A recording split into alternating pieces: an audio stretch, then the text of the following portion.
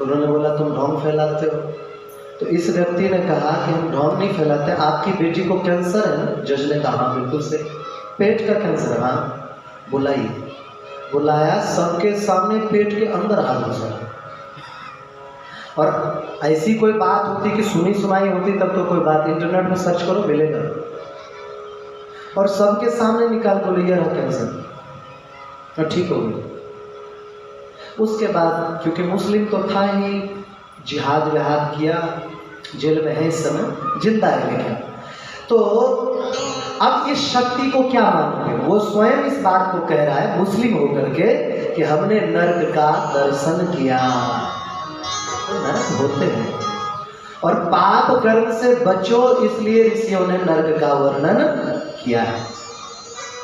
हम भी संक्षिप्त रूप से स्मरण जरूर करेंगे। बोले एक नरक होता है जिसको कहा जाता है रौरव नरक, 2000 योजन 12,000 किलोमीटर का भयंकर बड़ा गड्ढा, उसमें अंगारे ही अंगारे। अच्छा साहब, रौरव में जाता कौन है? सावधान हो जाओ सबके सब। रौरव नरक में वे जाते हैं जो झूठ बोलते हैं। स्पेशल नरक बनाया गया है, भट्टी पे तपाएंगे। झूठ बोलने वाला व्यक्ति, आप इससे अंदाजा लगाओ। महाराज युधिष्ठिर जीवन भर सच बोले, जीवन भर, लेकिन जिस समय द्रोणाचार्य जी का वध करवाना था उस समय वो झूठ बोल गए। अश्वत्थामा हतः, नाम ज्ञातोस्मि, कौन है पता नहीं, हाथी नरो वा कुंजरो नहीं पता। जैसे ही उन्होंने बोला अश्वत्थामा हतः, ठाकुर जी ने शंख बजा दिया। उसने कहा मुझे नहीं पता वो हाथी है या मनुष्य, क्या पता नहीं था? पता तो था ना, झूठ तो हुआ। कहते हैं उसका रथ एक हाथ जमीन से ऊपर उठ के चलता था, वो जमीन पे चलने लगे। आखिरी समय में जब सशरीर स्वर्ग लोक गए तो पूछा कि मेरे बाकी भाई कहाँ हैं? बोले वो सब तो नरक में। बोले मुझे भी वहीं ले चलो। वहां लेके गए, खूब घूमा, बड़ा दुर्गंधित गर्म प्रदेश, अच्छा नहीं लगा, जाने लग गए। तभी आवाज आई, रुक जाओ भैया, कौन हो? रुक जाओ, हमें बड़ा कष्ट है, आपके रहने से हमें थोड़ी पीड़ा कम महसूस हो रही है। बोले कौन हो? बोले हम अर्जुन, हम भीम, हम नकुल, हम सहदेव, हम द्रोणाचार्य, हम भीष्म जी। हरे राम। बोले मैं यही रहूंगा। तब तक वो दृश्य लुप्त हो गया, सब स्वर्ग में दिखे। युधिष्ठिर ने पूछा कि मैंने तो कोई जीवन में पाप नहीं किया है, मुझे नरक का दर्शन क्यों करना पड़ा? बोले यही तुम्हारे जीवन का पाप है, तुमने एक बार झूठ बोला। जब धर्मराज युधिष्ठिर तक झूठ बोलने की वजह से नरक का दर्शन करते तो हम लोगों को तुम्हारा झूठ ही लेना, झूठ ही देना, झूठ ही भोजन, झूठ चलेना, दिन रात झूठ ही झूठ, सच भी बोलेंगे झूठ लगा के। कहाँ जा रहे हो? कहीं नहीं, बरसाना। अरे तुम बरसाना जा रहे हो, कहीं नहीं बोले क्या जरूरत है? क्या खा रहे हो? कुछ नहीं महाराज, रोटी खा रहे हो। रोटी खा तो भी कुछ नहीं का क्या मतलब? अभ्यास हो जाता है ऐसा। तो झूठ से बचना चाहिए। उस नरक में डालते हैं, तीव्र अग्नि होती है, वहां पर हाथ पैर बांध करके और छोड़ देते हैं। वहां रस्सी जलती है, फिर इधर उधर भागता है, पैर में फफोले पड़ते हैं, फूटते हैं और वो मरता नहीं है। दूसरा नरक है महानरक, 5000 योजन, 12×5 = 60,000 किलोमीटर का। बोले उसमें नीचे से अग्नि जली हुई होती है, ऊपर लोहे का पतरा होता है, उसमें हाथ पैर बांध करके लुढ़का देते हैं, वो लुढ़कता रहता है, मरता नहीं, क्योंकि मर तो पहले ही गया वो, और कितना मरेगा, केवल कष्ट भोगता है। बोले एक नरक ऐसा होता है जिसको अति शीत कहते हैं। महाराज इस नरक में भयंकर हड्डी टूट जाने वाली ठंडी होती है, व्यक्ति एक दूसरे से चिपक के इधर से उधर भागते हैं, लेकिन असह्य दुख भोगते रहते हैं। शास्त्रों में अनेक अनेक नरक का वर्णन है, 28 मुख्य नरकों का वर्णन है, हम सबका नहीं करेंगे।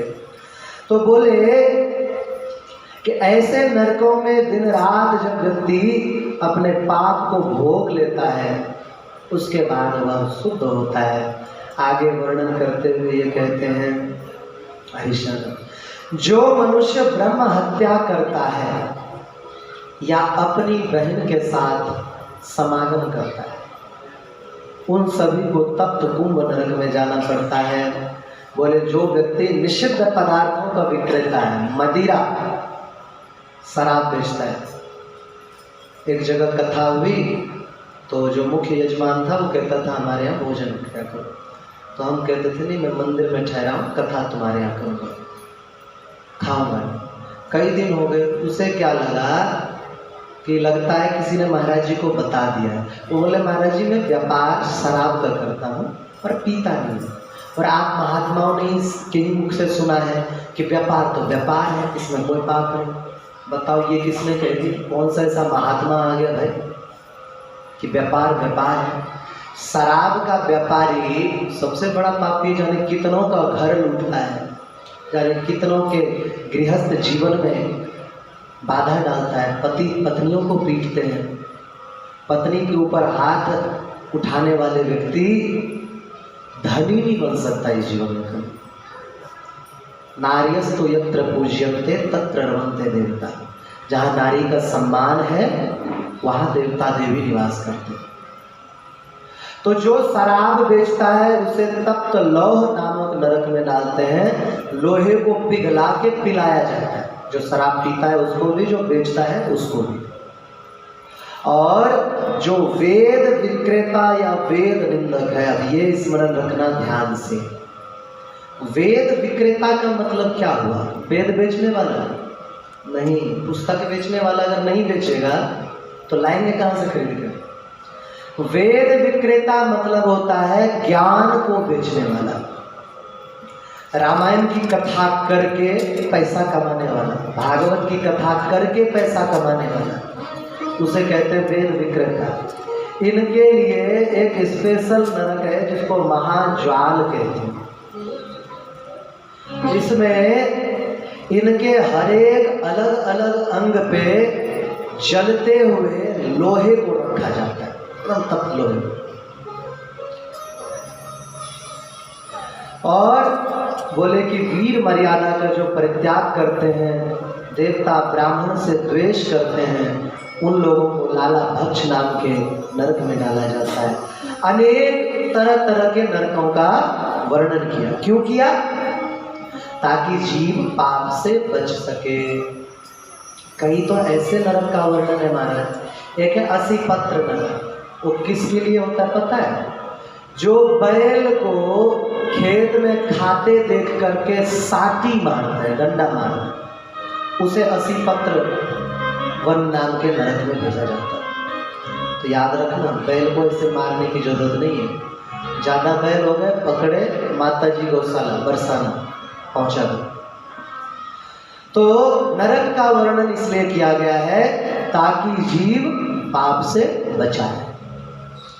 नरक के वर्णन के बाद घबरा गए विदुर जी और बोले महाराज, कोई जीव है जिसने सारे पाप किए हैं, उसके बचने का कोई उपाय? तब इन्होंने बताया कि अजामिल नाम का ब्राह्मण था। संक्षिप्त स्पर्श करते हैं। अजामिल ब्राह्मण था, दुनिया भर के सारे पाप करता था।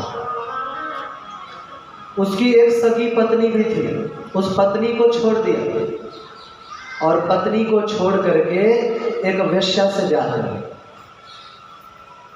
7 अलग अलग बेटा हुए, दामोदर, राम, कृष्णकांत, श्याम मानव, माधव राय। सबसे अंत में एक बच्चा हुआ, उसका नाम नारायण रखा। प्रसंगवश एक बात और बोल, हमारे भागवत आदि पुराण में ये बात कहीं नहीं लिखी कि कोई महात्मा की टोली आई और उन्होंने नारायण नाम रखा। गांव के ब्राह्मणों ने नारायण नाम रखा था, कोई टोली नहीं आई थी। परंतु जो प्रसिद्ध प्रचलित है दंत कथा वो भी सुना देता हूँ। बोले एक महात्मा की टोली आई तो पत्नी घर पे मिली, पत्नी ने देखा महात्मा है, ठहरा लिया। बाद में अजामिल आया, सेवा आदि करी, फिर बोले बेटा आप जा रहे हैं दक्षिणा दो। बोले महाराज दक्षिणा क्या दें, तो हमारे पास कुछ है ही नहीं। या कुछ लोग और बना करके बोलते हैं, तो बोले तुम्हें जिंदा छोड़ दिया कम दक्षिणा है, मार देते तुम्हें। तो बोले मेरे कहने पे एक काम कर लो, क्या नारायण नाम रख लो बेटे का, यही प्रसिद्ध है ना। परंतु ये नहीं है, उसके सभी बेटों का नाम भगवान पर ही था, क्योंकि नामकरण संस्कार की परंपरा आज भी हमारे यहाँ ब्राह्मण को बुला के किया जाता है। और ब्राह्मण अक्षर देखता है राशि का और भगवान का इनाम चुनने का प्रयास करता है। अधिकतर हमारे भारतीय संस्कृति में ये नाम बहुत कम मिलेंगे। टिंकू, चिंकू, पिंकी, पप्पू। बताओ, पप मतलब होता है लैटिन भाषा में कुत्ता, पप्पू मतलब कुत्तों का झुंड। ये कोई नाम है? टिंकू नहीं, कोई पप्पू हो तो बुरा मत मानना मैं केवल बात बता रहा हूँ। ऐसे तो एक संत बहुत प्रसिद्ध है पप्पू जी महाराज, मैं किसी के व्यक्ति विशेष का नहीं कह रहा हूँ, नाम बता रहा हूँ। जबकि इन लोगों के असली नाम भगवान पे ही होते हैं, बचपन में जो दिया जाता है। लेकिन माता पिता, गुरुजी ने नाम रख दिया घनश्याम, नहीं हम तो गुर्रू बोलेंगे। बताओ क्या मतलब इनका। गुरुजी ने कुछ अच्छा नाम रखा और महाराज नाम ऐसे बदनाम कर देते हैं।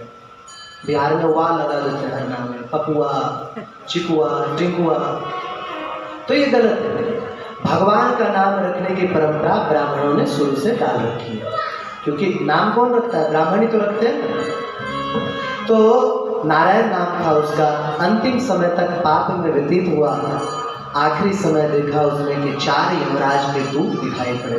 देख के अत्यंत भयभीत हो गया और सबसे प्रिय छोटा बेटा था नारायण नारायण नारायण नारायण नाम उच्चारण कर। एक बात ध्यान रखना, कुछ लोग कहते हैं कि अरे अभी उम्र ही क्या हुई है तुम्हारी भजन की, बुढ़ापे में करना भजन, अभी क्या उम्र हुई है। भैया 2 बातें हैं। दूसरी बात यह है कि सबका बुढ़ापा आता भी नहीं है, कुछ लोग पहले ही पधार जाते हैं, कुछ लोगों का रिजर्वेशन नहीं होता है, जबरदस्ती मनुष्य शरीर में घुसे हैं। जिस दिन टीटी ने देख लिया उस दिन धक्का मार के निकाल देते हैं, पहुंचने से पहले उतरना पड़ता है शरीर रूपी गाड़ी से। तो बुढ़ापे का इंतजार 2 रूप से मत करो। पहला रूप कि बुढ़ापा आएगा इसका कोई भरोसा नहीं, पहले ही चले जा सकते हैं। दूसरी बात ये कि जीवन भर जो किया है अंतिम समय भी जीभ पे वही नाम आएगा, मन में वही बात चलेगी। जीवन भर महाराज सुट्टा लगा के और पता नहीं क्या क्या गालियां बक रहे हैं और सोच रहे हैं आखिरी समय भगवान आ जाएंगे बेचारे। कुछ लोग कहते हैं तो भोले बाबा को याद करते हैं। भोले बाबा का नादिया सींग पे तेल लगा के बैठा रहता, घुसो तो सही शिवलोक में, अगर वो मार के ना भगाए तो कह रहे बिना मतलब भोले बाबा को बदनाम करते। तो नारायण नाम लिया, तभी विष्णु के 4 दूत आ गए और उन दूतों ने कुछ शास्त्रोक्त वचन कह के और अजामिल को छुड़ा लिया। फिर अजामिल ने जीवन भर भजन किया और भजन करके भगवत धाम पधारा। देवताओं का विश्वरूप की कथा, वृत्रासुर, दधीची मुनि की कथा, नहुस चित्रकेतु की कथा और प्रहलाद चरित्र, इनका हम लोग नामस्मरण करते हैं। और समुद्र मंथन, मोहिनी अवतार, भगवान राजा बलि, वामन अवतार, मत्स्यावतार, सुद्युम्न चरित्र, इन सभी को नमस्कार करके नाभाग चरित्र को भी नमस्कार करते हैं। मूल कथा तो आप चल रही है पाठ में, क्योंकि आज 5वां दिन है, परंतु आज नहीं गिने तब भी हमारा विचार है सौबरी चरित्र हो जाए थोड़ा विस्तार से। और प्रारंभ की जितनी कथाएं कही है आप लोगों ने नई नई सुनी होगी, जो सुनी सुनाई है वो भी नए ढंग से सुनी है। तो कभी और अवसर मिला तो इनको स्मरण करें, क्योंकि हमें राम जी का भी जन्म कराना है, कृष्ण का भी कराना है, और भागवत व्यास नहीं करवाते हैं, लेकिन मैंने कहा ना भागवत सूत्रात्मक ग्रंथ है, उसमें राधा रानी के जन्म की बात लिखी हुई है सूत्र रूप से, उनका भी जन्म कराना। तो अब हम श्री सौभरी मुनि का चरित्र आरंभ करते हैं। बोले श्री सौभरी महाराज की।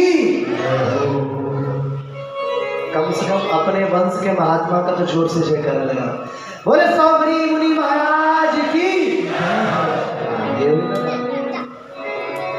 नहीं तो यहीं कहीं बैठे होंगे लठ लेकर के। हरि शरणम हरि शरणम हरि शरणम। ब्रह्मा जी के पुत्र श्री अंगिरा मुनि हुए। अंगिरा मुनि बड़ी उच्च कोटि के महात्मा। इनका नाम आपको शास्त्रों में सप्त ऋषि में मिलेगा, अभी के प्रेजेंट के सप्त ऋषि में भी इनका नाम मिलेगा। इन्हीं के वंश में एक से एक बड़े महात्मा हुए, जैसे घोर ऋषि, कर्ण ऋषि, दधीची ऋषि, वाल्मीकि नाम सुना है, रामचरित्र रामायण कथा वाले वाल्मीकि मुनि, इन्हीं के वंश में। हाँ अच्छा, आप वाल्मीकि से तो इन्हीं के वंश के हैं। और सुन ले, एक कल्प में भारद्वाज ऋषि इन्हीं के वंश के हैं। कल्प कल्प की कथा। एक ऐसा भी कल्प है जिस कल्प में इनके ही पुत्र होते हैं वशिष्ठ जी। अभी तो 12वां कल्प चल रहा है, अभी तो ब्रह्मा जी के बेटा है वशिष्ठ जी। ये बड़े तपस्वी ऋषि हैं। इनको पिता ने कहा कि बेटा तुम भी सृष्टि करो। तो ठीक है महाराज, हम तपस्या करते हैं जाकर के। वो आए और समुद्र के भीतर तपस्या करने लगे। कहते हैं इनका तेज इतना बढ़ा इतना बढ़ा इतना बढ़ा कि अग्निदेव पास में आ गए और रोने लगे। तो तुम क्यों रो रहे हो? बोले महाराज, सृष्टि में सर्वप्रथम तेजस्वी देवता मुझे कहा गया, और तेजस्वी तो आप लग रहे हो, आपके आगे हमें कोई पूछ ही नहीं रहा। सप्त अग्नि का वर्णन है, उसमें अंगिरा जी सर्वप्रथम है। तो तुम क्या चाहते हो? बोले महाराज, आप जब तक तेजस्वी रहेंगे तब तक हमें कोई नहीं पूछेगा। महर्षि अंगिरस ने अपने तेज को छुपा लिया। इतने दयालु हृदय के महात्मा कि अपना तेज ना दिखे, बोले अब तुम मुख्य अग्नि के रूप में प्रतिष्ठित हो जाओ। और इनकी एक स्मृति ग्रंथ भी है। वैदिक ऋषि होने के साथ साथ स्मृतिकार है महाराज। इनके विषय में कहा गया है, सौभरिर ब्रह्मनिष्ठो जाजलिर ब्रह्मनिष्ठो। दो मुनि का वर्णन है ब्रह्मनिष्ठ, एक सौभरी एक जाजली।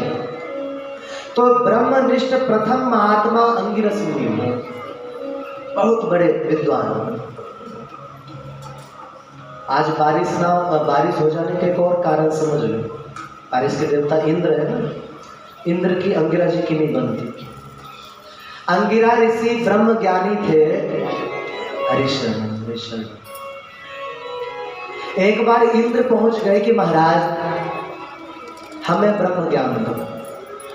ब्रह्म ज्ञान देते समय अंगिरा ऋषि ने कहा, सुन लो इंद्र, जो आनंद कुत्ता को कुतिया में मिलता है, सुअर को स्वरिया में मिलता है, वही इंद्र को सची में मिलता है। ब्रह्म ज्ञान था, आसक्ति मिटानी थी, ये ज्ञान दे रहे थे। लेकिन इंद्र को बहुत बुरा लगा। बोले आज के बाद ये ज्ञान किसी को आपने दिया तो आपके सिर काट देंगे। तो अंगिरा ऋषि उस दिन के बाद देने बंद हो गए ज्ञान, क्यों किसी को दुखी करना। परंतु एक समय ऐसा हुआ, अश्विनी कुमार आए और आकर के अंगिरा ऋषि से बोले, महाराज हमें ब्रह्म ज्ञान दो। इन्होंने कहा, अगर हम ब्रह्म ज्ञान देंगे, सामने जब बजाना तब चले जाएंगे। हरीश तो बोले कि हम अगर आपको ब्रह्म ज्ञान देंगे तो इंद्र हमारा सिर काट देगा। तो बोले इस डर से आप हम योग्य शिष्यों को ज्ञान नहीं दोगे? बोले बात तो सही है। तो बोले बेटा कुछ व्यवस्था तो करो। बोले हाँ महाराज, हम बहुत बड़े वैद्य हैं, उन्होंने अंगिरा ऋषि का सिर काट लिया और एक घोड़े का सिर काट लिया। घोड़ा का सिर अंगिरा ऋषि के गर्दन पे और अंगिरा ऋषि का सिर घोड़े के गर्दन पे।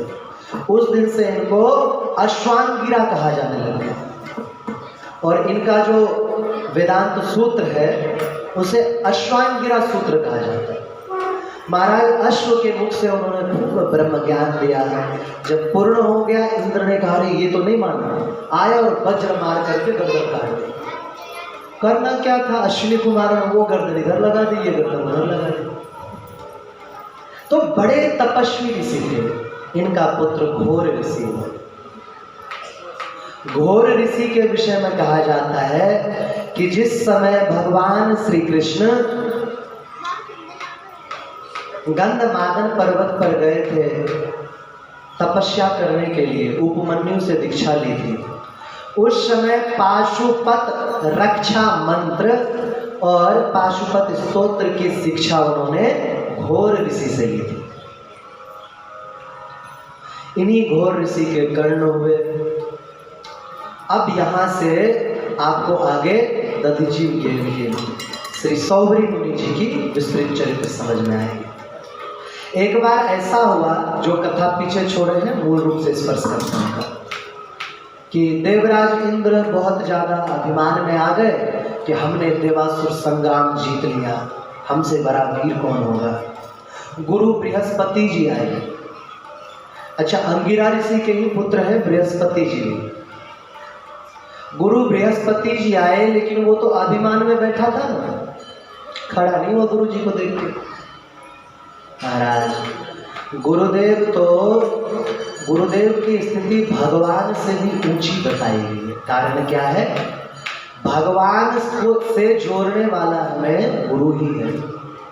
बिना गुरु के हम भगवान से भी कैसे जुड़ेंगे।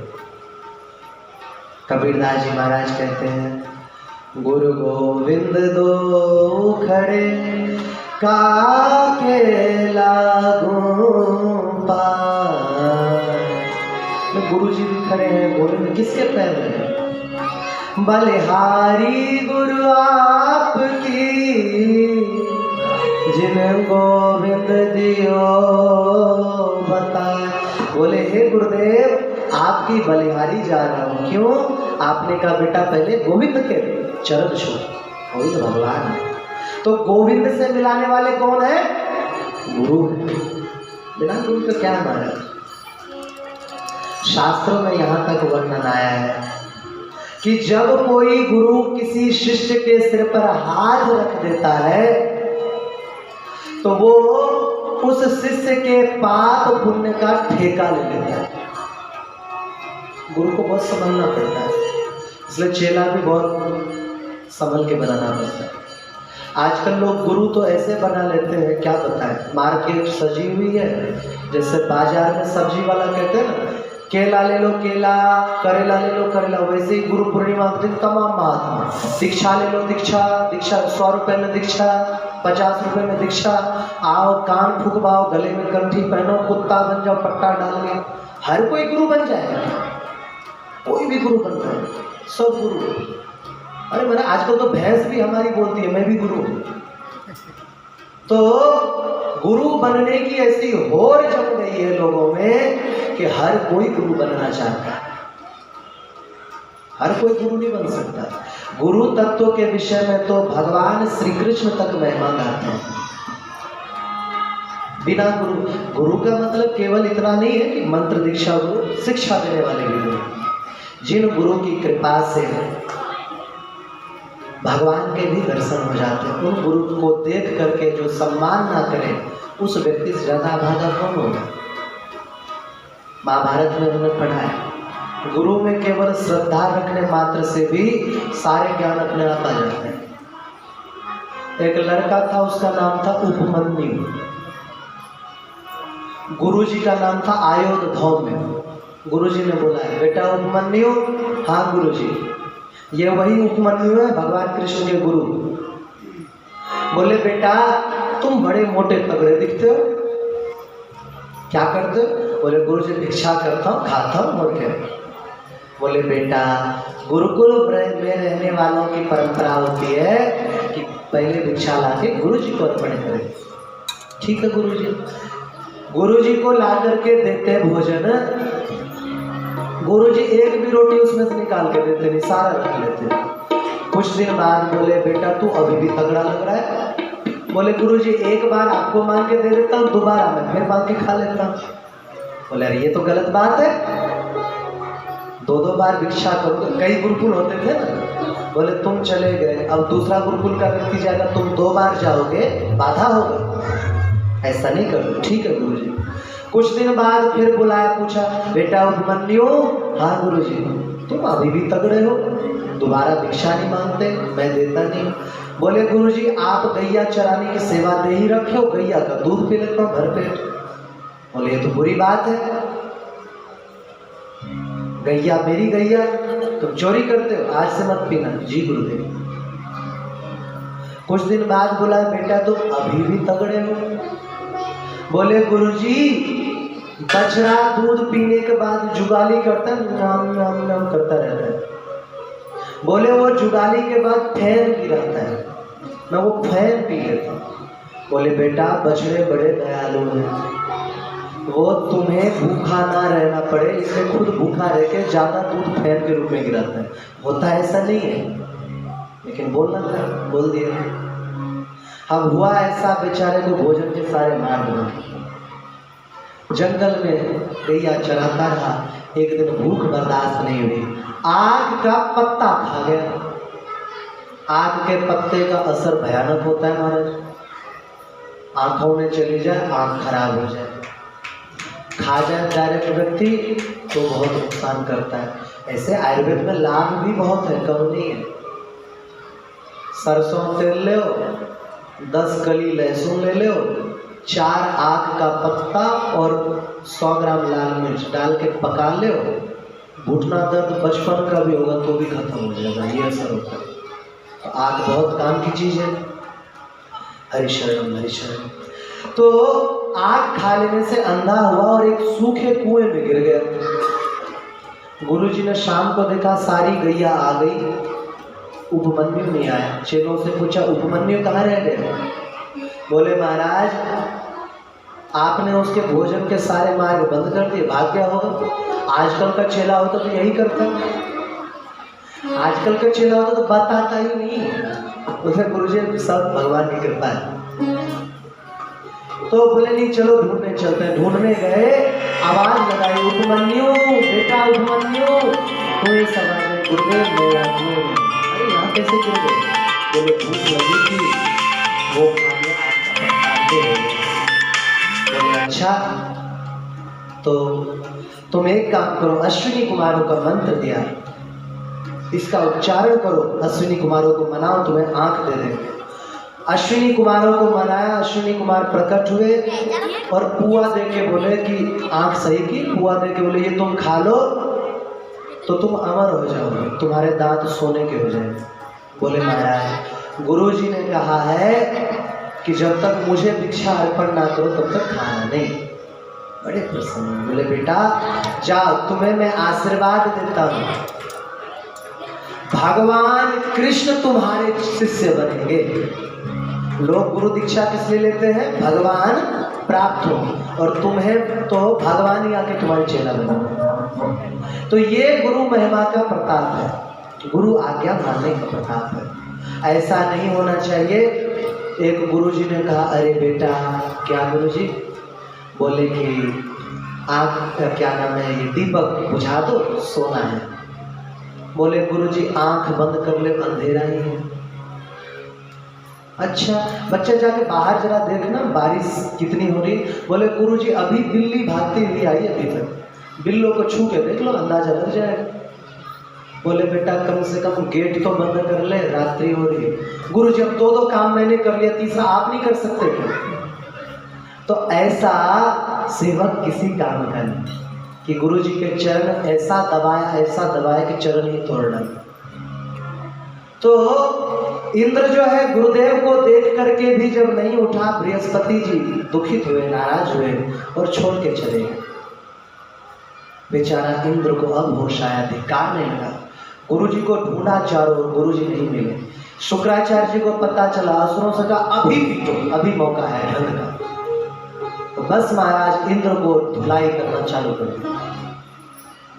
इंद्र बेचारा डर गया, डर करके अब किसको गुरु बनाए, त्वष्टा ऋषि के पास आए और आकर के बोले कि महाराज अपने पुत्र विश्वरूप को हमें पुरोहित बना के दीजिए। संक्षिप्त बताते हैं, पुरोहित बन करके गए, लेकिन विश्वरूप जी की जो माँ थी वो राक्षस कुल की थी। तो कभी कभी मामा आके बोलते, बेटा तू यज्ञ करता है, देवताओं की आहुति डालता है, हम मामा हैं तुम्हारे, कभी कभार हमारे नाम का भी डाल दिया कर। वो डालने लग गए। इंद्र को पता चला, इंद्र ने उसको मार डाला। 3 मुख थे, खैर विस्तार नहीं करेंगे। मार डाला तो ब्रह्म हत्या पीछे लग गई। ऋषियों ने किसी तरह ब्रह्म हत्या को रोका। नहुष प्रसंग बीच में आता है, भी विस्तार नहीं करेंगे। लेकिन त्वष्टा ऋषि को बड़ा क्रोध आया, बताओ मेरे बेटे को हाथ पैर जोड़ के गुरु बनाने ले गए और मरवा दिया।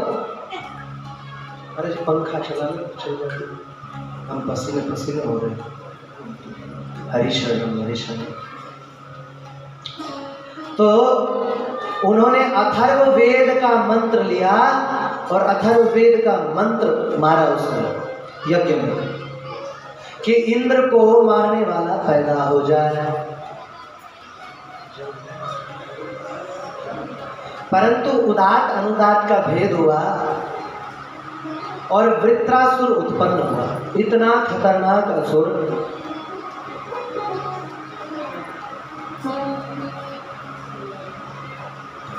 कि महाराज सारे देवताओं को पीट पीट करके कचूमर निकाल दी और उससे इंद्र को भी अमरावती से निकाल दिया।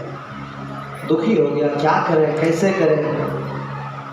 ऋषियों ने बताया कि एक काम करो, तुम्हारे जो पुराने अस्त्र शस्त्र हैं वो कहाँ पर है। दरअसल जब देवासुर संग्राम हुआ ना तो सारे दानव हार गए, दैत्य हार गए, असुर हार गए। तो इन्होंने क्या क्या सोचा कि वह हार तो गए हैं, अब लंबे समय तक युद्ध नहीं होगा, अस्त्र शस्त्र कहाँ पर रखें, कहीं ये असुर लोग चुरा ना लें। तो वो ले जाके रख दिया दधीची मुनि के आश्रम में। दधीची मुनि के आश्रम में रख के कई युगों के लिए भूल गए। उनकी पत्नी ने कहा कि देव प्रभु आपने रख तो लिया है, असुरों को पता चलेगा, बिना बात के पैर मोड़ लेंगे, एक काम करो कुछ इंतजाम कर दो इसका। बोले देवता तो आ नहीं रहे, क्या करें। एक बड़े कठौता में पानी भरा, अस्त्र शस्त्र को डाला, मंत्र पढ़ा, सारे अस्त्र की शक्ति आ गई, जल पी गए। बाद में वो देवता जब वृत्रासुर का युद्ध हुआ आए, बाबा बाबा, हाँ क्या बात, अस्त्र जाके देखो घर में, तो कई युग बीत चुके थे, वो तो मिट्टी बन चुके थे। बोले उससे तो मैं पी गया। अब ब्रह्मा जी सब एक दूसरे का मुंह देखें, क्या करें। बोले महाराज अब आप ही हमारी रक्षा कर सकते, कैसे। बोले आप अपनी हड्डी का अपना दान दो। बोले देवताओं थोड़ा तो विचार करो, हड्डी को फिर दान मांगता है। महाराज संयमी और दयालु पुरुष तो दूसरों की रक्षा के लिए अपना सब कुछ दान दे देते हैं। ठीक है, बोले मुझे सभी तीर्थों की यात्रा करनी है। सभी तीर्थ को बुलाया, एक को स्नान कराया, ये ध्यान में मग्न हो गए, शरीर त्याग दिया। गायों को बुलाया और गाय को बोले कि इसके चर्म को साफ कर दो। गायों ने साफ कर दिया, उनकी हड्डी लेकर के वज्र आदि अस्त्र बनाए। उस वज्र को लेकर के गए, भयंकर युद्ध हुआ। महाराज वज्र जो है छाती में मारा वृत्रासुर के, वो टकरा करके गिर गया। बड़ा आश्चर्य हुआ लोगों को, इतना दिव्य अस्त्र और टकरा के गिर गया। तभी आकाशवाणी हुई कि इसको पूर्व वरदान मिला हुआ है कि या ना सूखे चीज से मरेगा ना गीले चीज से मरेगा। तो इंद्र ने वृत्रासुर से दोस्ती कर ली, मित्रता स्थापित की। एक दिन दोनों के दोनों समुद्र किनारे घूम रहे थे, वहां समुद्र का फेन दिखा। अच्छा, फेन को ना आप गीला बोल सकते हो ना सूखा बोल सकते हो। फेन को वज्र में आश्लेषित करके और प्रहार किया, और प्रहार करते ही इसका गर्दन कट गया और ये मर गया। अत्यधिक प्रचलित कथाओं में यह है कि उसको खा गए, वृत्रासुर पूरे इंद्र को ही खा गए और इंद्र पेट फाड़ के निकला, फिर गर्दन काटा। तो उसके बाद फिर ये हुआ कि इतना दिव्य अस्त्र, लेकिन दोबारा से ब्रह्म हत्या हो गई। वृत्रासुर जो थे त्वष्टा ऋषि के बेटा थे, तो ब्रह्म हत्या कराई, वो भी एक ब्राह्मण के शरीर के बने हुए अस्त्र से। तो वो अस्त्र क्रोधित हो गया और सारी सृष्टि को जलाने लग गया। अब क्या किया जाए, कुछ समझ नहीं आ रहा। तो इन्होंने विचार किया कि एक कार्य कर सकते हैं। क्या? बोले कोई ऋषि चाहे तो इस अस्त्र को शांत कर सकते हैं। बोले कौन ऋषि करेंगे? उन दिनों ब्रजमंडल में, अच्छा ब्रजमंडल में भगवान कृष्ण का अवतार तो बहुत बाद में हुआ है, लेकिन कण्व ऋषि, घोर ऋषि, सौभरी मुनि उनसे बहुत पहले से ब्रज में निवास है। और एक बात बता दूं आप लोगों को, पर्जन्य बाबा जानते हो ना? नंद बाबा के पिताजी पर्जन्य बाबा, पर्जन्य बाबा के गुरुजी और पुरोहित जी कण्व ऋषि हैं और ऋषि नहीं। मतलब भगवान श्री कृष्ण भी आपके गोत्र के ऋषि के चेला हैं। तो ब्रज में थे, उनके पास आके हाथ जोड़ा सभी ऋषियों ने, प्रभु इस अस्त्र को अब आप ही शांत कर सकते हैं। पूरी सृष्टि की रक्षा के लिए कण्व ऋषि ने उस अस्त्र को जल में डाला, मंत्र का प्रयोग किया, अस्त्र की सारी शक्ति पावर जल में चला गई। उस जल को पिया, उस जल को पीने से अत्यंत तेजस्वी हो गए। शुभ मुहूर्त में अपनी देवी जी के साथ समागम किया, दिव्य गर्भ उत्पन्न हुआ और उस गर्भ से श्री सौभरी मुनि जी महाराज का जन्म हुआ। बोले सौभरी जी महाराज की। बाल्यकाल में जब इनका जन्म हुआ तभी आकाशवाणी हुई कि हे कण्व ऋषि, आपके इस बच्चे के वंश से ऐसे ऐसे महात्मा प्रकट होंगे जो सनातन धर्म की नींव होगी, धूरी होगी, जिनसे आगे सनातन धर्म का अत्यंत विस्तार होगा। श्री सौभरी मुनि महाराज को पढ़ने के लिए भेजा गया अगस्त आश्रम।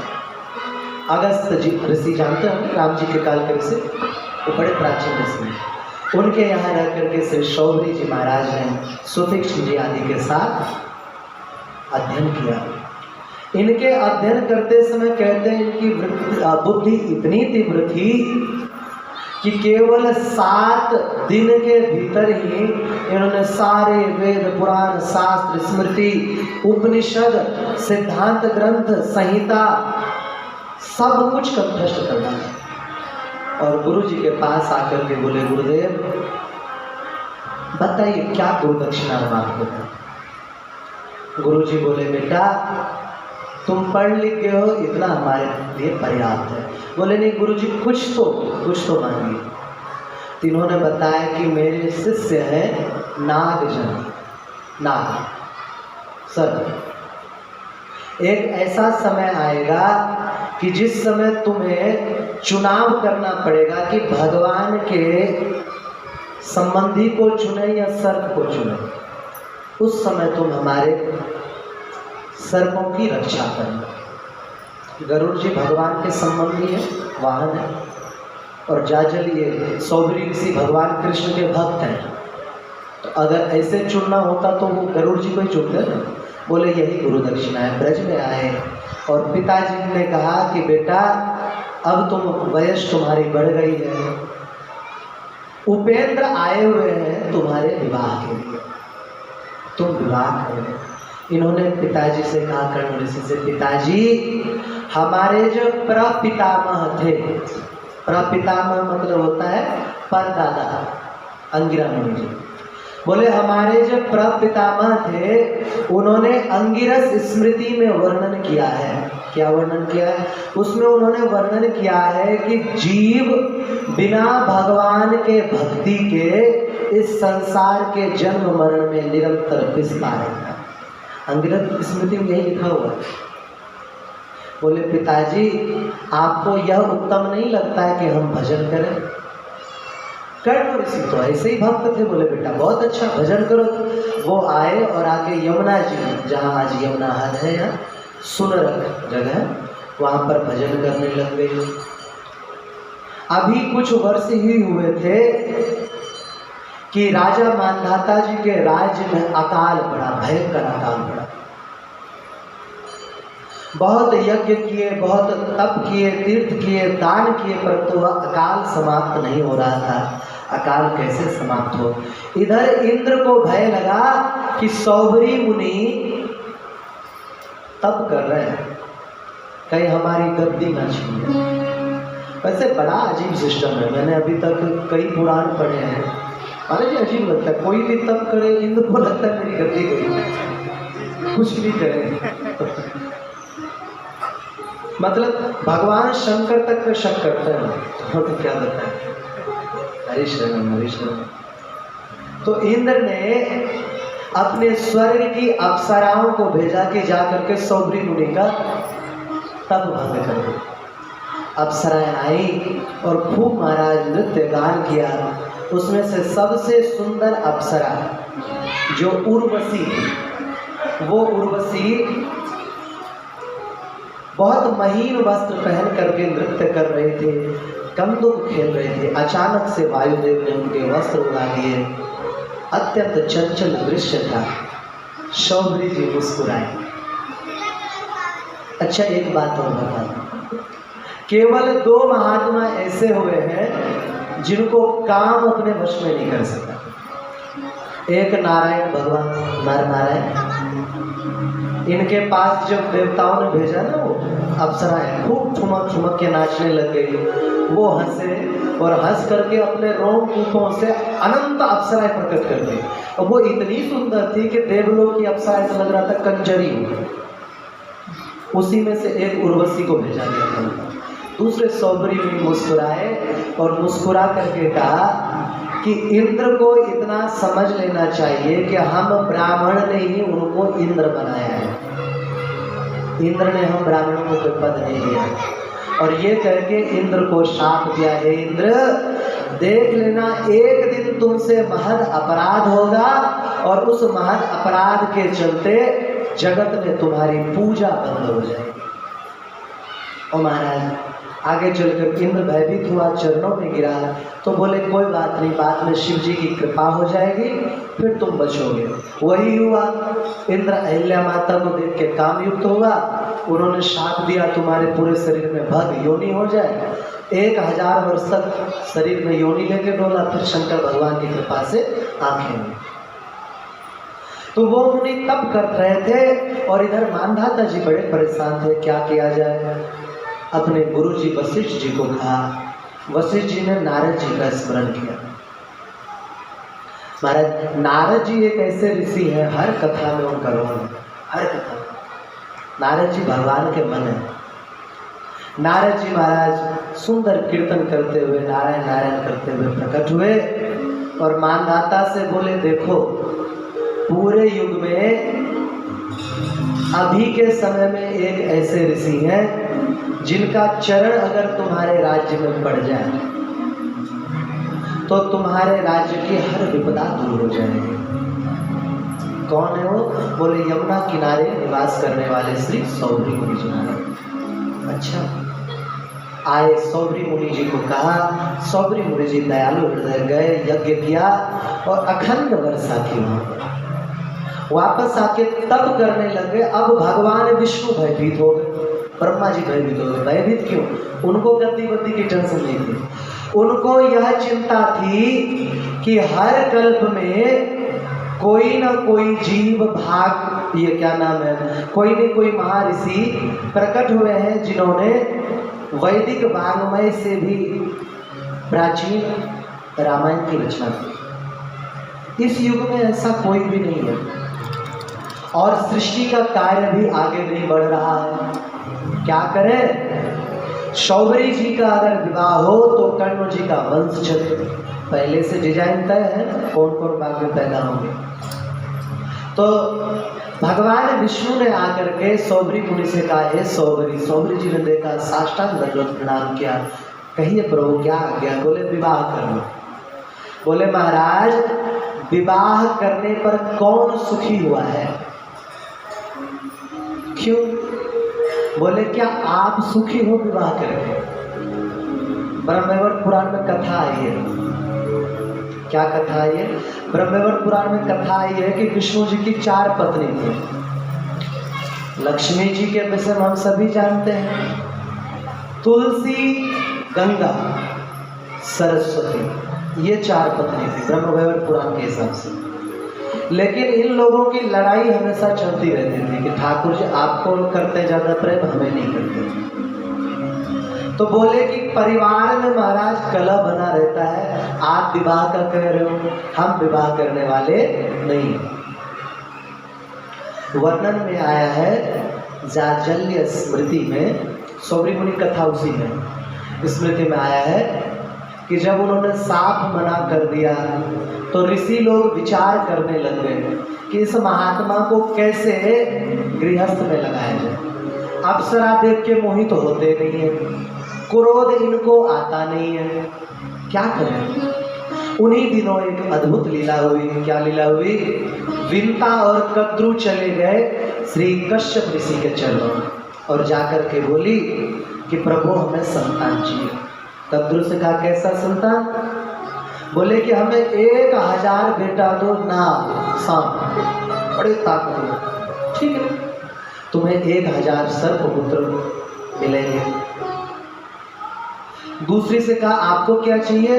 बोले मुझे 2 ही बेटा दो, लेकिन इनके 1000 बेटों से ज्यादा ताकतवर है। ठीक है, तो पहली रानी कद्रू ने सर्पों को जन्म दिया, बहुत सारे सर्प उत्पन्न हो गए। और दूसरी रानी ने 2 अंडे दिए विंता ने। जब 500 वर्ष हो गया और कद्रू के पुत्र बड़े बड़े हो गए तो इनको रहा नहीं गया। विंता ने एक अंडा फोड़ दिया, उसमें से एक ऐसा बालक उत्पन्न हुआ जिसके ना हाथ ना पैर, केवल सिर और धड़। उस बालक ने क्रोधित होकर के कहा, माता तुमने जल्दबाजी करके हमारे शरीर को आधा रख दिया, इतनी जल्दी फोड़ दी। मैं तुम्हें शाप देता हूँ, जिस सौत से तुम सौतिया डाह रखती हो, जिसके चक्कर में जल्दी फोड़ दिया, उसी सौत की 500 वर्ष तक तुम दासी बनोगी। इतना करके वो उड़े और उड़ करके भगवान सूर्य के रथ में जाकर के विराजमान हो गए। उनका नाम हुआ अरुण। हम लोग कहते हैं अरुणोदय। भगवान सूर्य से पहले अरुण निकलता है, लाल लाल हो जाता है पूरा आकाश। बोले माता अब 500 साल तक इसकी रक्षा करना, इसको तोड़ देना। कुछ दिन बाद एक दिन कद्रू विंता घूम रहे थे, तभी सूर्यदेव दिखाई पड़े। बोले कद्रू ने कहा विंता ये सूर्यदेव के 7 घोड़ा है ना? बोले हाँ रथ में। तो ये घोड़ा कैसे रंग का है? बोले इसका रंग सफ़ेद है पूरी तरह से, क्योंकि मेरा बेटा वही रहता है, मैं कभी जाती हूँ। बोले नहीं नहीं, शर्त लगा, मुझे लगता है ऐसे तो ये सफ़ेद है, पूंछ काले हैं इसके। अरे नहीं नहीं, पूरी तरह से शर्त लगा। बोले ठीक है, अगर मेरी बात सही निकली तो मैं तुम्हारी 500 वर्ष तक दासी, तुम्हारी बात सही निकली तो मैं तुम्हारी और मेरी निकली तो मेरी। ऐसा ही हुआ।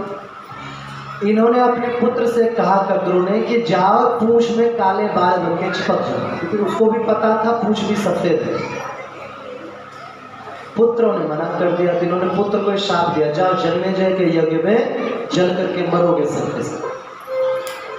लेकिन कुछ पुत्रों ने सोचा कि भाई माँ की आज्ञा मान लो तो हो सकता है शाप कम कर दें। ऐसा ही हुआ। जब ये वहां पर देखने के लिए गई दोनों, तो क्या देखते हैं, घोड़ा तो सफेद है, पूंछ काला है। उसी दिन से विंता जो है कद्रू की दासी बन गई। कुछ दिन बाद गरुड़ जी का जन्म हुआ। गरुड़ जी भी दास बने। एक दिन गरुड़ जी सर्प को पीठ पे घुमा रहे हैं, तो सर्प कहते यहाँ चलो वहाँ चलो वहाँ चलो। तो इन्होंने माता से पूछा, माता जी ये सर्प हमसे शक्ति में बहुत कम है, छोटे हैं, फिर भी हमें इनकी आज्ञा क्यों पालन करना पड़ता है? बोले बेटा ऐसी ऐसी बात है, उन्होंने ठग लिया था ऐसे। बेचारे बड़े दुखी हुए, आके सर्पों से कहा ऐसा तुम्हारा कौन सा काम कर दूं कि तुम हमें और हमारी माता को दास्ता से मुक्त कर दोगे? बोले कि हमें माता ने शाप दिया है कि हम यज्ञ में जल के मरेंगे, जल में जल के। तुम हमें अगर अमृत ला के दे दो तो तुम इस वचन से मुक्त होगे। ठीक है, कथा आप लोगों ने शायद सुनी भी होगी। उड़ के इंद्र के पास गए, बड़ा भयानक युद्ध हुआ वहाँ पर, और अमृत ला करके जब आ रहे थे तो इंद्र ने हाथ जोड़ करके कहा, गरुड़ जी अगर सर्प अमृत पी लें तो कोई मार नहीं पाएगा, सारे संसार को नष्ट कर देंगे ये लोग। तो बोले मैं उनको पिलाना थोड़ी चाहता हूँ, मैं उनको दूंगा, आप ले जाओ। ठीक है, ला के अमृत दिया, सर्प पीने वाले थे। गरुड़ जी ने कहा कम से कम नहा धो के ले। वो नहाने गए, बोले दास्ता से मुक्त हो गए? हाँ मुक्त हो गए। इधर इंद्र आए और कुसा पे रखा था, वो मटका लेकर के चले गए। बाद में सर्प नहा के आए, देखा है ही नहीं अमृत। कुछ सर्पों ने लोभ से कुशा को चाटना चालू कर दिया, तो उसके जीभ के 2 टुकड़े हो गए। आज भी सांप के 2 जीभ दिखते हैं। अब गरुड़ जी को बड़ा क्रोध आ रहा था, क्योंकि बहुत समय से ये सता रहे थे राधेश्याम। भगवान विष्णु प्रकट हुए। भगवान विष्णु ने कहा गरुड़ कुछ वरदान मांगो। बोले महाराज एक तो आप हमें अपना वाहन बना लीजिए, दूसरा मेरा प्रिय भोजन सर्प हो जाए। तथास्तु। अब उनका भोजन सर्प हो गया। सभी सर्प निवास करते थे रमणक द्वीप में। अब ये नित्य जाते, जितना खा सकते उतने सांपों को खाते और बाकी को मार मार के ऐसे छोड़ के आ जाते। रोज सैकड़ों की संख्या में सर्प मरने लग गए। तो बाकी सांपों ने विचार किया ऐसे तो हमारी जनसंख्या बिल्कुल ही खत्म हो जाएगी। जैसे आज हिंदू नहीं बच रहे हैं, हिंदू हर जगह से मर रहे हैं। केरला में हिंदू खत्म हो गया, बंगाल में भगाए जा रहे हैं, असम में मर रहे हैं, कर्नाटक में खत्म हो रहे हैं। बोले से हम सारे सांप मर जाएंगे। तो वो सर्प लोग हिंदुओं से ज़्यादा दिमागदार निकले, जल्दी जग गए। हम लोग नहीं जगेंगे, हम सोए ही रहेंगे। भले ही कोसी जैसी घटनाएं घट जाएं और केवल एक हिंदू हाथ धोले मस्जिद में और वो हिंदुओं को मारने के लिए तलवार लेके निकल आए, फिर भी हिंदू रहेंगे बेवकूफ। दाढ़ी करवाने के लिए मुल्ले की दुकान पे जाए, शादी का बग्गी वाला मुल्ला लाएंगे उठा, हिंदू तो मिलेगा ही नहीं उनको। बैंड बाजे वाला मुल्ला पकड़ के लाएंगे। इनको शादी ब्याह के लिए इंतजाम करवानी भोजन का तो मुल्ला पकड़ के लाएंगे। और कितनी वीडियो वायरल, वो मूतते हैं, वो भोजन थूक देते हैं भोजन। हिंदुओं के मुकाबले सांप लोगों में ज़्यादा बुद्धि, वो जल्दी जगते हैं। और जब के बोले भैया ऐसे तो हम सभी मारे जाएंगे, क्या करें? बोले हम सभी के सर्वश्रेष्ठ सर्प हैं श्री शेषनाग जी, उनसे कहते हैं। उनको कहा, उन्होंने गरुड़ जी को बुलाया। बोले गरुड़ जी हाँ महाराज। बोले कि आप रोज रोज सर्पों को मत मारा करो, एक मास में 2 पक्ष होते हैं, हर पक्ष में आकर के आप एक सर्प और भोजन खा लिया करो। ये लोग तैयार हैं, जैसे आप तैयार रहते थे। एक बार क्या हुआ, एक दुष्ट नाग जिसका नाम कालिया था, उसने कहा इस गरुड़ की ऐसी ध्यान देते हैं कौन गरुड़। जब गरुड़ जी आए देखा उसने गरुड़ जी का बाकी भोजन भी खा गया और खुद फौं फौं कर रहा है। गरुड़ ने बोला और ससुराल तू हमें फौं फौं कर रहा है। ऐसा पंख का झटका मारा, बेचारा मूर्छित हो गया। होश में आया, भागा, दुनिया भर में भागता फिरा।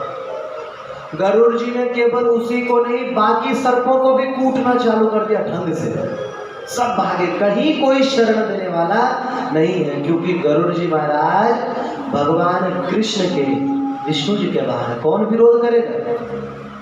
महाराज यहाँ तो ये स्थिति है कि अगर मंत्री का कोई चपरासी भी होगा ना, वो भी मंत्री से ज्यादा चौड़ा होकर के घूमता है, घूमता ही नहीं घूमता है। और गरुड़ जी तो बाहर है, कोई शरण नहीं दी तो वृंदावन में भागते हुए आए। हे शौबरी ऋषि महाराज, हे परम दयालु शौबरी ऋषि, हे कर्ण जी के पुत्र, हमारी रक्षा करो और हमें कोई शरण नहीं दे सकता। शौबरी ऋषि का ध्यान खुला, कौन हो? बोले हम सर्वजन हैं। आपने अपने गुरुदेव अगस्त जी को वचन दिया था कि आप हम सर्पों की रक्षा करेंगे, हमारी रक्षा कीजिए। बोले पुत्र घबराने की आवश्यकता नहीं, तुम यहीं रहो हमारे ही दर। पहले उसे सौबरी घाट बोला जाता था, बाद में उसे कालिया दह बोला जाने लगा। सौबरी घाट में सभी सर्प रहने लग गए। गरुड़ जी आए तो ए गरुड़ खबरदार, ऐसा बोलने की हिम्मत है गरुड़ जी को किसी को? कोई बोल सकता है? इंद्र तक थर्राते हैं गरुड़ जी के नाम से। सौबरी जी कह रहे हैं गरुड़ जी खबरदार, आप भगवान के परम भक्त हैं, आपसे लड़ने की सामर्थ्य किसी में नहीं है, मैं मानता हूं, लेकिन अगर यहाँ के एक भी सर्प को मारने के लिए आप दोबारा आ गए, मेरे सांप से आपके सिर के 100 टुकड़े हो जाए।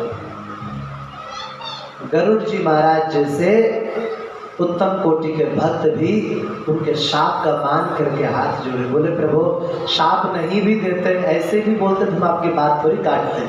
प्रणाम करके गरुड़ जी वहां से गमन किए।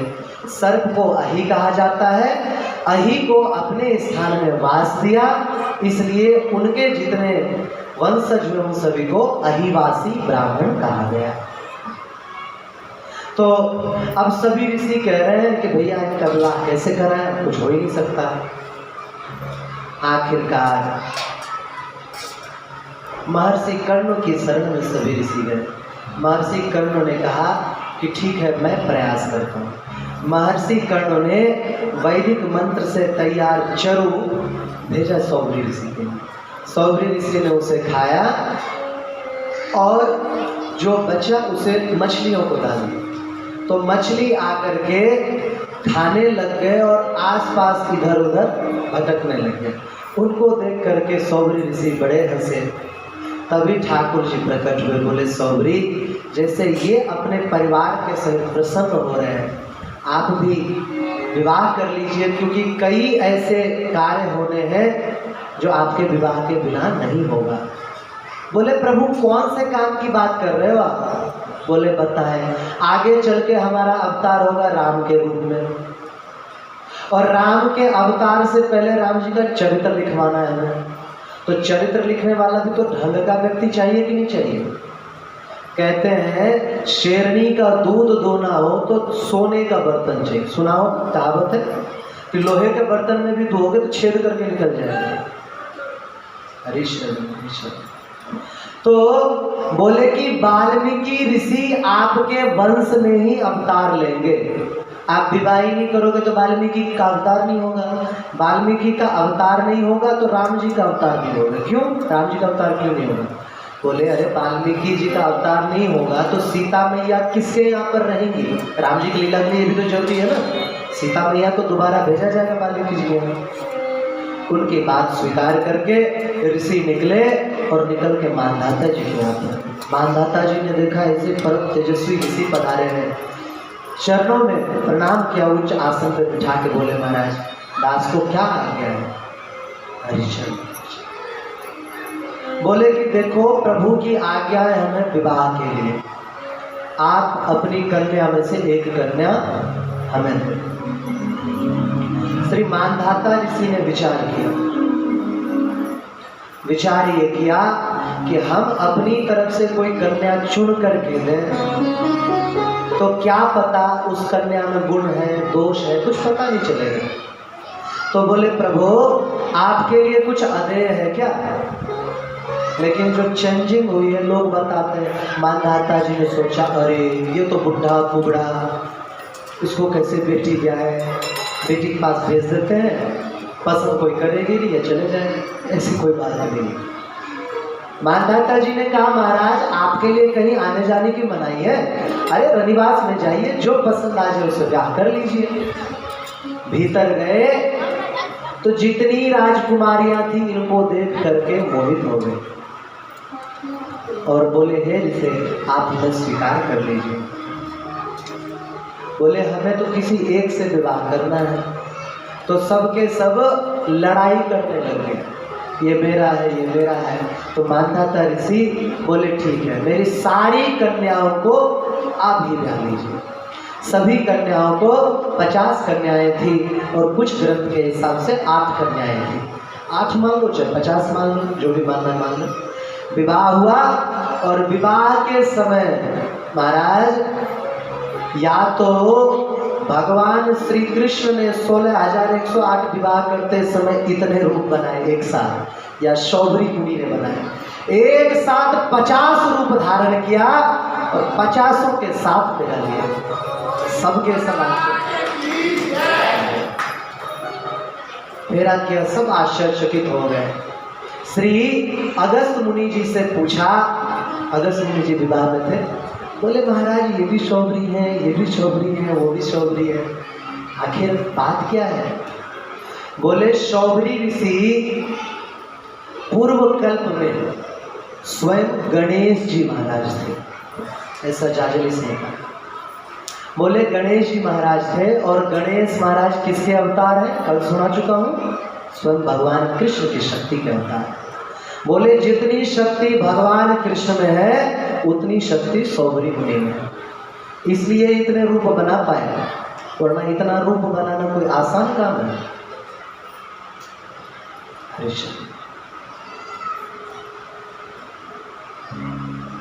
श्री शौभरी मुनि को दान दहेज देने लग गए। बोले तुम चिंता मत करो, हम अपनी व्यवस्था कर लेंगे। विश्वकर्मा जी का स्मरण किया, विश्वकर्मा जी आए और जो सुनर जगह है वहाँ पर ऊंचे ऊंचे भवन बना दिए, इतने सुंदर भवन बना दिए, उसमें नित्य आराधना के साथ साथ विलास चल पड़ा। एक दिन राजा मानधाता जी घूमने के लिए आए और आए तो जब देखा लज्जित हो गए। क्यों? क्योंकि उनको लगा था अरे ऋषि है।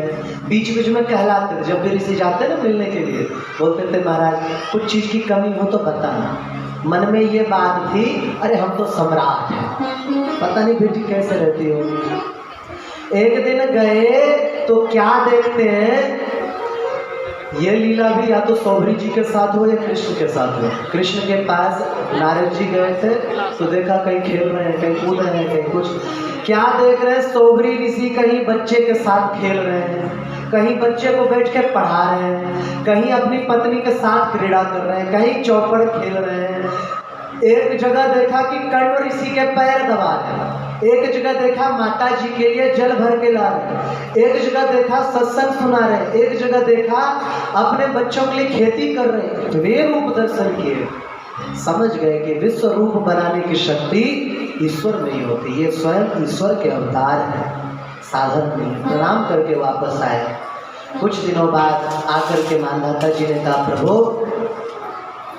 हमारी भी कोई संतान अभी तक नहीं हुई, 50 कन्या हुई थी, पुत्र नहीं हुआ था, आप कृपा करें। बोले कि तुम चिंता मत करो,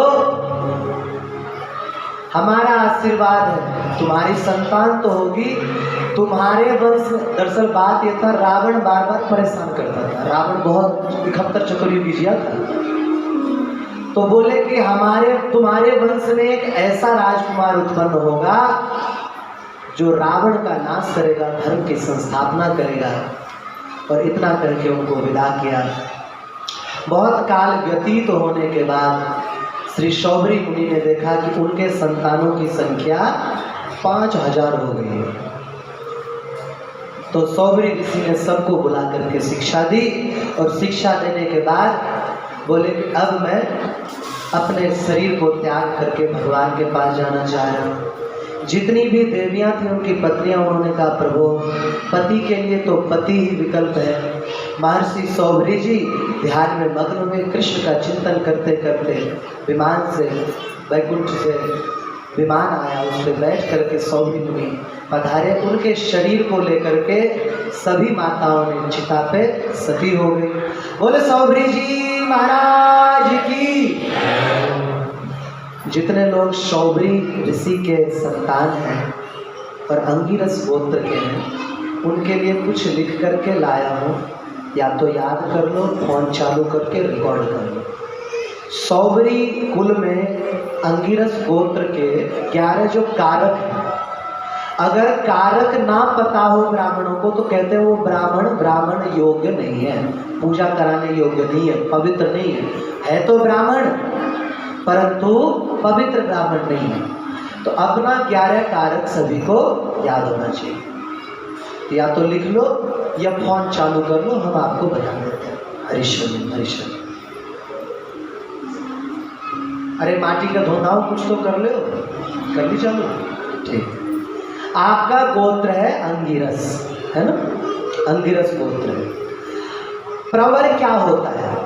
प्रवर मतलब होता है कि आपके वंश में श्रेष्ठ महापुरुष कौन हुए जिन्होंने बहुत नाम कमाए। तो आपके कुछ ग्रंथों के हिसाब से 3 प्रवर हुए हैं और कुछ के हिसाब से 5 प्रवर हुए हैं। प्रथम प्रवर तो वही ऋषि माने जाते हैं जो गोत्र पे होते हैं। प्रथम अंगिरस, दूसरे वाल्मीकि मुनि, तीसरे भारद्वाज मुनि, चौथे कहीं कहीं जो पंच मानते हैं वशिष्ठ मुनि, और मित्रावरुण मतलब होता है अगस्त ऋषि। ये आपके पंच प्रवर हैं। दूसरा कारक हो गया। वेद कौन सा है आपका? आपका वेद है यजुर्वेद। लेकिन 2 परंपराओं का जब वर्णन होता है तो कहीं कहीं ऋग्वेद भी आपका वेद कहा जाता है। आप कोई कहे कि आपका कौन सा वेद है तो बोलोगे मेरा यजुर्वेद है। आपका उपवेद कौन सा है? उपवेद क्या तय करता है? उपवेद तय करता है कि आपके कर्म कैसे हैं। आपका उपवेद है धनुर्वेद, किसी और मत के हिसाब से आयुर्वेद, मतलब आपके पूर्वज बड़े ही वीर प्रकृति के पुरुष हुए, पूजा कराने वाले नहीं हुए, वीर हुए, योद्धा हुए, धनुर्वेद था। और आयुर्वेद था। अब आयुर्वेद वगैरह तो हो ना हो, लेकिन अहिवासी ब्राह्मणों के विषय में एक प्रसिद्धि और है, लड़ाई बहुत करते हैं और कोई नहीं मिला तो आपस में भाई भाई लड़ लेंगे, चलते हैं क्या? तो धनुर्वेद, वेद के कारण उपवेद है धनुर्वेद। शाखा कौन सी है? आपकी शाखा है माध्यमदिनी। कोई पूछे कि यजुर्वेद में आपकी कौन सी शाखा है? शुक्ल शाखा है, माध्यम कौन सी? आप बोलोगे माध्यमदिनी शाखा। सूत्र कौन सा है? कात्यायन या अश्वनायन। छंद है आपका त्रिष्टुप या फिर गायत्री। अच्छा, शिखा किस तरफ होनी चाहिए? शिखा का गांठ मारते हैं ना, या तो इस तरफ करके ऐसे मारते हैं या इस तरफ से मारते हैं। आप मारोगे दाहिनी ओर से, दाहिने सीधा, सीधे ओर से शिखा बांधोगे तब आप में शक्ति आएगी। आपका चरण है दाहिना। कभी भी घर से बाहर निकलोगे तो दाहिने चरण को पहले बाहर करोगे तो आपके लिए शुभ ही शुभ होगा। जिनका वाम होता है वो बायां पैर आगे निकालते हैं। और आपके देवता, कुल देवता कौन है? आपके कुल देवता भगवान शंकर है, रुद्र। आपके कुल देवता भगवान रुद्र है, शंकर है। और आपका पूर्व जहाँ से आपका निकास हुआ वो है पिपरोहा। इंटरनेट में सर्च कर लेना पिपरोहा। हो सके तो जीवन में एक बार अपने मूल स्थान पर जरूर जाना, पिपरोहा। वहाँ से आकर के ही बसे हैं सबके सब। आस्पद क्या है? मिश्र, पाठक और उपाध्याय, ये आपके आस्पद है। तो ये आपके 11 कारक हुए जो रिकॉर्डिंग कर लेते बंद कर लो। 11 कारक। तो ये थोड़े से संक्षिप्त कह लो। चरित्र सुनाया सौभरी जी महाराज का। बोले सौभरी जी महाराज की। ठीक रहेगा? हरिशरणम हरिशरणम।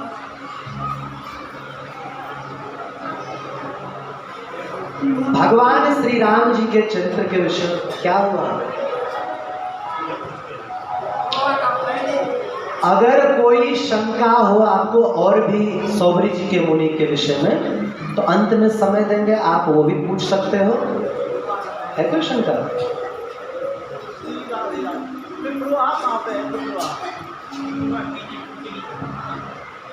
पिपरोहा मंदसौर के निकट है। मंदसौर है ना, क्या नाम है, मध्य प्रदेश में, उसके निकट पिपरोहा है। इंटरनेट पे लिखोगे ना पिपरोहा, तो उसमें मिल जाए पूरी जानकारी, रेलवे स्टेशन भी मिल जाए।